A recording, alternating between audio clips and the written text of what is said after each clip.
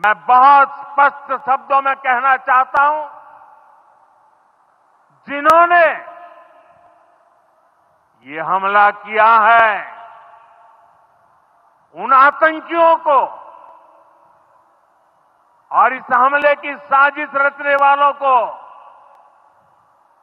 उनकी कल्पना से भी बड़ी सजा मिलेगी।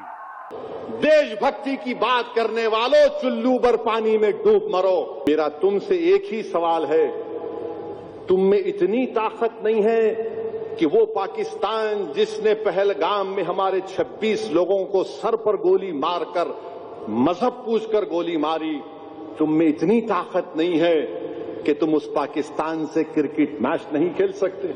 लाल जी, जो आप लोग चाहते थे वो आपको मिल रहा है? हो रहा है पूरा, मतलब ये अच्छा लग रहा है आप लोगों को जो हो रहा है?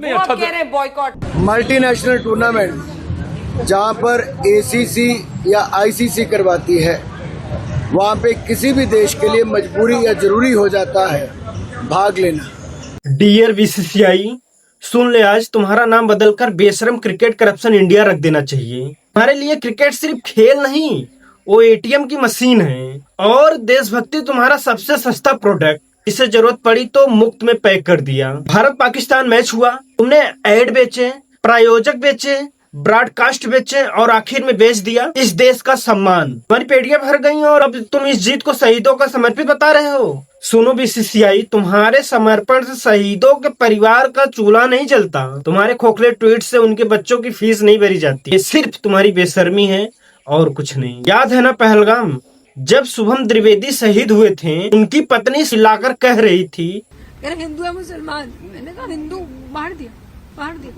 पहली गन उसी पे चलाई, उसके बाद 70 लोगों को मार दिया।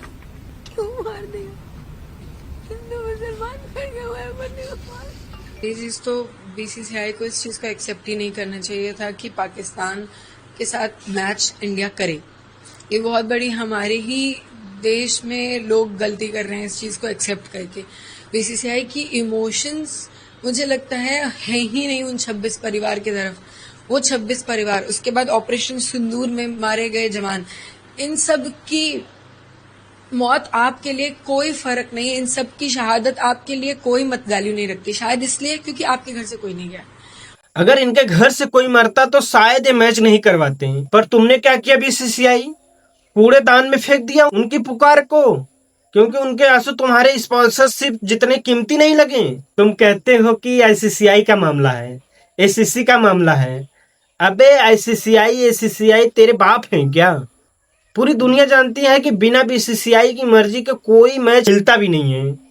तुम्हारी औकात थी उनको मना कर दो, पर तुम्हें चाहिए सिर्फ क्या? नोटों की हरी चमकती गड्डियां।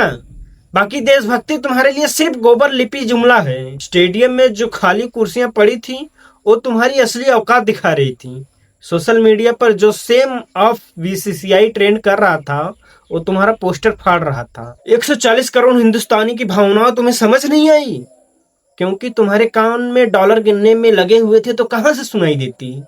सुनो बीसीसीआई, अगर सच में शहीदों की परवाह है तो अभी ऐलान करो कि एशिया कप और पाकिस्तान के मैच से 1-1 रुपया सेना कल्याण कोष में जाएगा।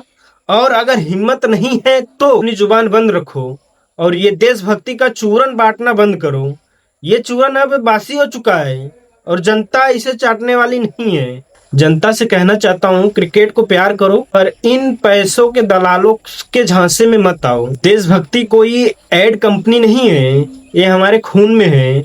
और जो हमारे खून का मजाक उड़ाएगा, वो चाहे बीसीसीआई हो या सरकार, जनता उसकी औकात दिखा देगी। बीसीसीआई याद रखना, देशभक्ति बिकाऊ नहीं है।